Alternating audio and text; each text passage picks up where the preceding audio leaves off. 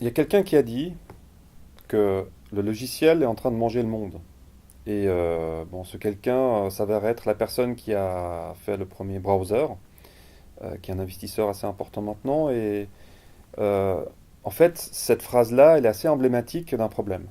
Elle a un problème parce que du coup, comment est-ce que un investissement qu'on fait de temps, d'argent, etc., de matériel, puisse être pérenne? Et ça pose plein de questions de survie, de fonctionnement, etc., qui peuvent être liées à simplement des machines qui ne fonctionnent plus entre elles, etc. Pour moi, en fait, la question, si on prend un pas en recul, c'est plutôt de se dire, ok, c'est un vrai problème, mais peut-être que c'est notre rapport au présent et à ce qui est en train de se passer dans notre vie qu'on devrait peut-être changer un petit peu. Je prends le parallèle par l'éducation.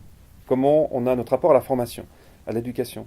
C'est qu'on a dans notre process, en fait, on capitalise en fait sur une école, et après on est censé, une fois qu'on a appris quelque chose dans une école, en fait, exercer ce qu'on a appris, puis d'être productif.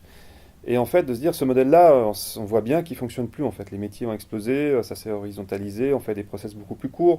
Tous les 3 ans, on change d'entreprise. On commence par, je sais pas moi, chez Google, on va chez Yahoo, Yahoo se casse la gueule, on va chez Apple, puis de Apple, on retourne chez Google. Bref, bon, ça c'est dans un monde anglo-saxon. Mais en gros, de dire que l'enjeu, c'est de se dire, on apprend tout le temps. Tout est remis sans arrêt sur la sellette.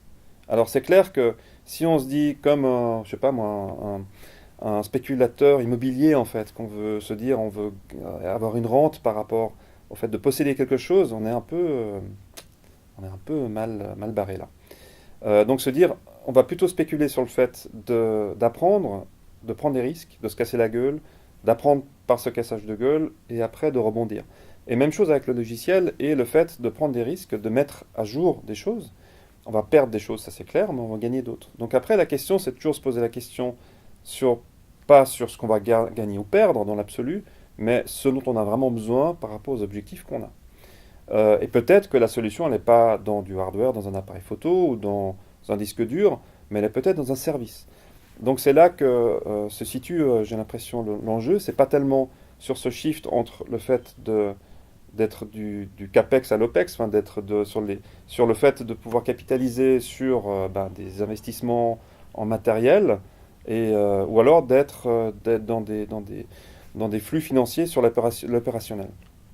Aujourd'hui, ben, voilà, les services cloud sont beaucoup sur de l'OPEX, sur de l'opérationnel, et puis c'est inscrit en fait en dépenses continuelles, et on possède rien, on accède à un service. Alors, ça a des avantages, des inconvénients, mais de nouveau, l'enjeu, c'est de dire qu'est-ce qu'on veut faire du service ou du produit qu'on utilise.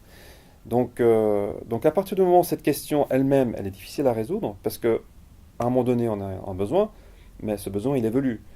Et c'est là que je trouve que les services web, d'une manière générale, ils montrent une voie intéressante, alors qu'elle est totalement chaotique, mais il y a des amorces de régulation, ou alors des régulations par des standards, qui se forment tout seuls. Maintenant, il y a des standards autour de ce qu'on appelle des API, qui permettent en fait d'interconnecter des services, de dire on a la possibilité de s'abonner à un service, mais pour avoir quelque chose de particulier, on connecte un autre service.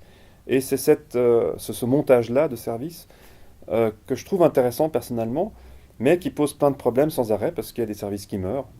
C'est un monde où la durée de vie d'une entreprise passe de 50 ans à 7 ans, enfin peut-être pas ces chiffres-là, mais dans les grandes lignes. Donc on doit sans arrêt être agile et évoluer. Donc oui, c'est un problème, mais ce n'est plus un problème si on aborde en fait la vie d'une manière, on va dire, évolutive, et on va apprendre tout le temps, et puis on doit en fait bouger avec le monde en fait, plutôt que de dire on doit essayer de maîtriser le monde pour pouvoir bouger.